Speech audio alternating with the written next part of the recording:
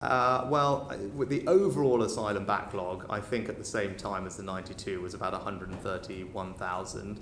That is down by 16%. Now, obviously, that's impacted by when do you think it will be cleared, Prime Minister? I don't have a. You don't have an idea when that will be cleared. The 91,000. I know we haven't set a target for that publicly, but obviously, once the priority was clearing the initial legacy asylum backlog. But you're not sure you'll do that.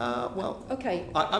Your words, not mine. We remain on track to do it, but we're not at the end of the year. Right. Well, I'm keen that I move on to my second question to you, which is about the pledge you made to stop the boats. So when will you have stopped the boats?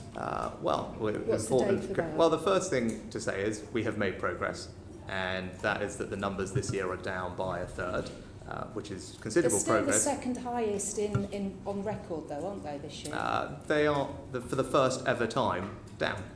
They're still the second highest, but what is the date? There isn't a firm date on this, because I've always been clear from the beginning. You said you're going to stop the boat, so I just want to know what the date is. And we will keep going until we do. Okay. But this is not one of these things where there's a precise date estimate on it. You don't have a date? This is something where, before I took this job, they had only ever gone up. Okay. And now they're down by a third. And an important part of finishing the job is having a deterrent for everybody. Well, can I come on to that? Because that's the Rwanda policy.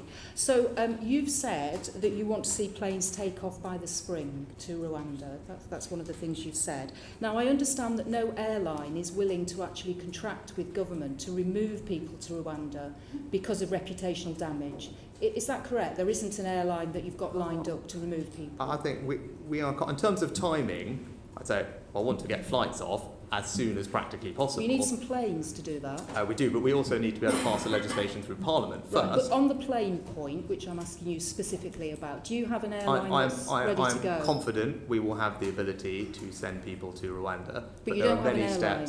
Again, you wouldn't expect me to comment on commercial conversations that are necessarily private, but I'm highly confident that we can operationalise the bill in all its aspects. Okay. That's not just about flights. There's many different steps that you need. But the legislation needs to get through Parliament first. Okay. I think you know full well, because the Home Secretary has said this in Parliament multiple times before, we disclose these things on an annual basis, and beyond that, we've disclosed the most recent numbers. Do you think that fits with your claim around professionalism, integrity and accountability, that we can't actually know how much you've agreed will be sent to Rwanda?